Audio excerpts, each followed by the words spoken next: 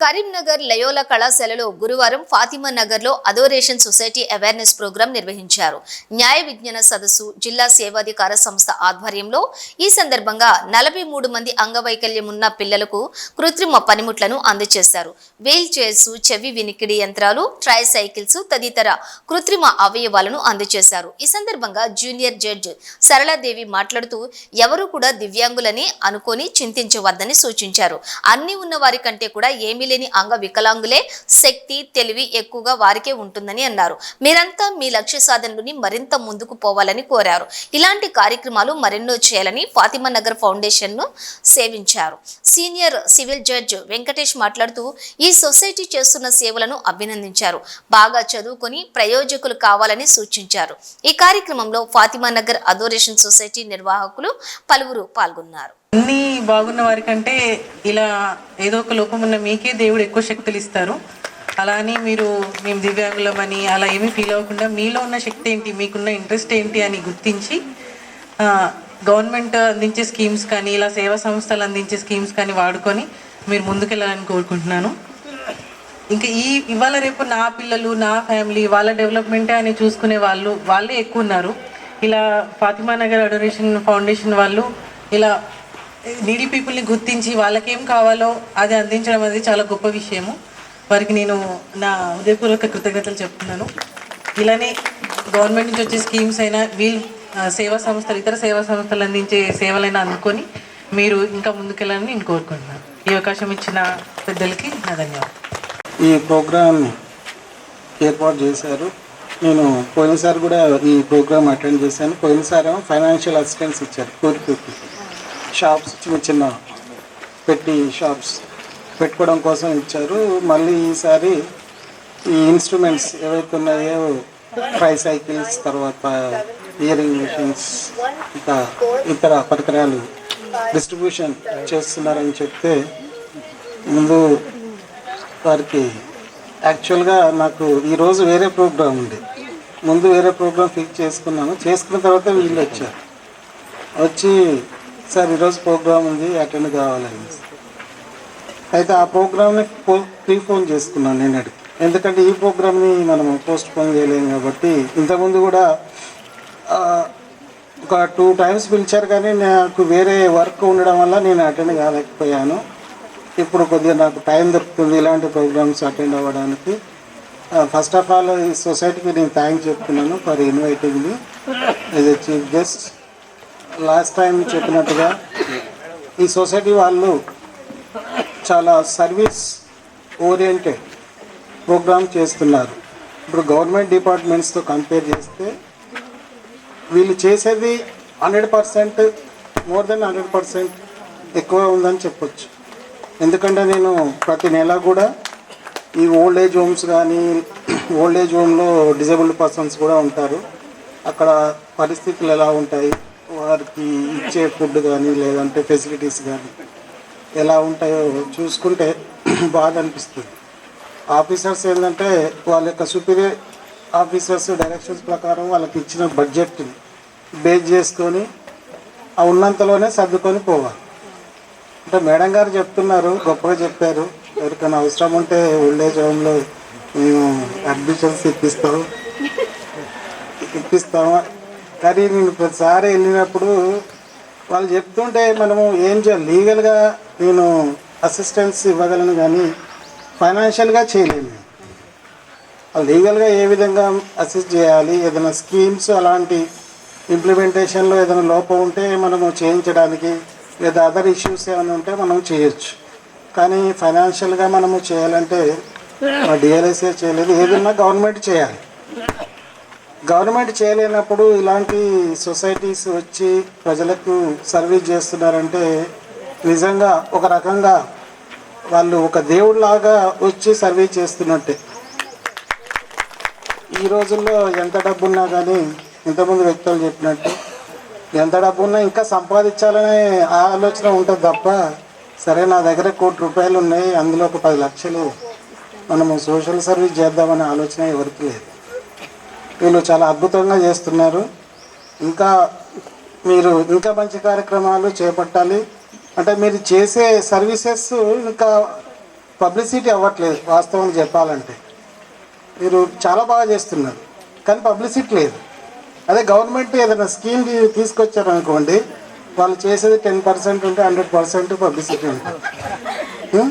అది ఫ్యాక్ట్. అది మనం మీరు ఒప్పుకోకపోయినా అది జరుగుతున్న వాస్తవము మనం చూస్తూనే ఉన్నాం. కానీ మీరు చేసేది 100% అయితే 10% పబ్లిసిటీ ఉంది. చాలా బాగా చేస్తున్నారు. తర్వాత దివ్యాంగులకు సంబంధించి వ్యక్తులు చాలా చెప్పారు. వారు చెప్పినట్టుగా డిజబిలిటీ తోటి డిజబిలిటీ ఉందని బాధపడకూడదు ఎప్పుడైనా సరే. మీకు అంగవైకల్యం ఉండొచ్చు, కానీ మీ యొక్క ఆలోచనకు మాత్రం వైకల్యం లేదు. అవునా? ఇప్పుడు అందరికీ అన్ని అవయవాలు ఉంటాయి, దేవుడు ఇస్తాడు, కానీ వాళ్ళ ఆలోచన బాగుండదు. కుట్రలు, కుతంత్రాలు, చెడు ఆలోచన, అది డిజబిలిటీ అంటామా, దీన్ని డిజబిలిటీ అందామా? అది డిజబిలిటీ. మరి అది మీరు యాంగిల్లో ఆలోచించాలి. ఈ డిజబిలిటీ తోటి మీరు బాధపడుతూ కురిగిపోకూడదు. మీలో తెలియని శక్తి చాలా దాగి ఉంది. మా ఫ్రెండ్, ఆమె ఫిజికల్ డిజబుల్డ్ పర్సన్, నాతో పాటు లా చేసింది. ఆమె IAS అయింది. తర్వాత ఒక 5-6 ఇయర్స్ చేసిన తర్వాత ఆమె రిజైన్ చేసి ఇప్పుడు ఆమె ఒక IAS కోచింగ్ సెంటర్ హైదరాబాద్లో రన్ చేస్తున్నారు. MB లత అని వినుంటారు. ఎం బాలలత. ఆమె మా లా క్లాస్మేట్. అంటే ఆమె ఇంటి దగ్గర ఉండే చదువుకుంది, స్కూల్కి వెళ్ళలేదు. ఒక లాకు మాత్రం కాలేజీకి వస్తుండేది. లా అయిపోయిన తర్వాత జీవితంలో మనము ఒక గోల్ రీచ్ అవ్వాలి, మంచి పొజిషన్కి ఎదగాలి. ఎప్పుడైనా సరే మనం ఒక మంచి పొజిషన్కి వెళ్తేనే ఎవరైనా మనల్ని గుర్తిస్తారు. ఇప్పుడు ఆమె మనలాగా ఆలోచిస్తే ఏదో ఒక చిన్న జాబ్, ఒక జూనియర్ అసిస్టెంటో లేదంటే టైపిస్టో టెక్నికల్ క్వాలిఫికేషన్ ఉంటుంది. కానీ ఆమె ఆలోచించలేదు. మనము ఎవరైతే డిజబిలిటీ లేకుండా ఎవరైతే పర్సన్స్ ఉన్నారో వాళ్ళకంటే కూడా మనము మంచి పొజిషన్లో ఉండాలి, మనం ఏమాత్రం తక్కువ కాదు అనేటట్లు చేసుకోవాలనే ఉద్దేశంతో ఆమె పట్టుదలతోటి చదువుకుందాన్ని, సొంతంగా చదువుకుందాన్ని. సివిల్ సర్వీసెస్ ప్రిపేర్ అయినప్పుడు కోచింగ్కి వెళ్ళింది. మిగతా టైంలో మాత్రం ఆమె చదువుకొని ఆమె ఫస్ట్ అటెంప్ట్లోనే సివిల్ సర్వెంట్ అయ్యారు. ఇప్పుడు మీరు యూట్యూబ్లో కొట్టినా మీకు ఆమె గురించి అన్ని వీడియోలు వస్తూ ఉంటాయి. తర్వాత ఆమె ప్రతి ప్రోగ్రామ్స్లో కూడా ఆమె చెప్తూ ఉంటారు. Motivational speaker also she's motivational స్పీకర్గా కూడా వర్క్ చేస్తున్నారు. ఆమెను చూసి ఇన్స్పైర్ అయిన వాళ్ళు ఎంతోమంది ఉన్నారు. వాళ్ళు ఇన్స్పైర్ అయ్యి సివిల్ సర్వెంట్స్ ఉన్నారు. అలాంటి వాళ్ళని మీరు ఎవరైతే చదువుకుంటున్నారో పిల్లలు, సరే పెద్దవాళ్ళు అంటే ఆల్రెడీ అయిపోయింది కాబట్టి పిల్లలు ఎవరైతే ఉన్నారో వాళ్ళు అలాంటి వ్యక్తిని ఆదర్శంగా తీసుకొని ఇన్స్పైర్ అయ్యి మంచి పొజిషన్కి వెళ్ళాలి. మనము డిజబిలిటీ తోటి బాధపడతామని కుంగిపోకూడదు. తర్వాత ఈ డిజబిలిటీ సంబంధించిన ఒక చట్టం కూడా ఉంది, దివ్యాంగుల హక్కుల చట్టం అని. తెలుసా ఎవరికైనా? మనం చట్టం గురించి కూడా తెలుసుకోవాలి. ఎప్పుడైనా సరే మనకు ఒక తెలివి ఉంటే సరిపోదు. ఆ తెలివిని ఏ విధంగా యూజ్ చేసుకోవాలంటే మనకు చట్టం గురించి తెలియాలి. దివ్యాంగుల హక్కుల చట్టము ఉన్నది, 2016లో వచ్చింది చట్టం. ఈ చట్ట ప్రకారం ఏంటంటే ఏదైతే ఇన్స్టిట్యూషన్స్, ఎడ్యుకేషన్ ఇన్స్టిట్యూషన్స్లో వాళ్ళకి 5% అధికంగా సీట్లు ఇవ్వాలి. ఈవెన్ గవర్నమెంట్ కానీ ప్రైవేట్ ఉద్యోగాలలో కూడా 5% రిజర్వేషన్ కల్పించాలి. తర్వాత ఈ స్కీమ్స్ ఉంటాయి కదా, గవర్నమెంట్ ఇంప్లిమెంట్ చేసే స్కీమ్స్, ఆ స్కీమ్స్ కూడా 25% అదనంగా ఇవ్వాలి దివ్యాంగులకి. తర్వాత ఏవైతే చట్టాలు ఉన్నాయో ఆ చట్టాలను, ఏదైతే ఆదేశాలు ఉంటాయో అవి కనుక అమలు చేయకపోతే దాంట్లో 5 lakhs వరకు జరిమానా విధించే పరిధి ఉంది ఆ చట్టానికి. చట్టము చాలా పవర్ఫుల్, కానీ మనకు తెలియదు. అవునా? మనకు ఏదైనా చట్టం గురించి తెలుస్తేనే కదా.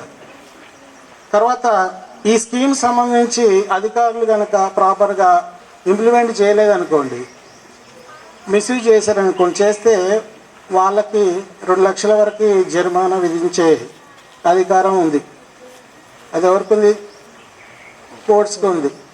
అదే అర్థమైంది. తర్వాత వికలాంగులకు సంబంధించిన స్కీమ్స్ ఏవైతే ఉంటాయో దానికి సంబంధించిన మెటీరియల్ ఏదైనా కావాలని దివ్యాంగులు అడిగినప్పుడు దాన్ని కనుక అధికారులు ఇవ్వకపోతే 25,000 రూపాయల జరిమానా విధించే అవకాశం ఉంది. ఒకవేళ ప్రతిరోజు డిలే చేస్తుంటే రోజుకు 1,000 రూపాయలు అదనంగా యాడ్ అవుతూ ఉంటుంది. తర్వాత దివ్యాంగులకు సంబంధించి ఏదైనా పరికరాలు ఉంటాయి కదా, ఇప్పుడు ట్రైసైకిల్ అనుకోండి, వినికిడి యంత్రాలు ఎవరైనా డ్యామేజ్ చేశారనుకోండి, లేదంటే వాళ్ళని మానసికంగా కానీ శారీరకంగా కానీ ఇబ్బంది పెడితే కూడా అది కూడా చట్టరీత్యా నేరం. ఆ చట్టం ప్రకారం ఏంది 6 నెలల నుంచి 2 సంవత్సరాల వరకు జరిమానా విధించవచ్చు. ఇవన్నీ తెలుసా?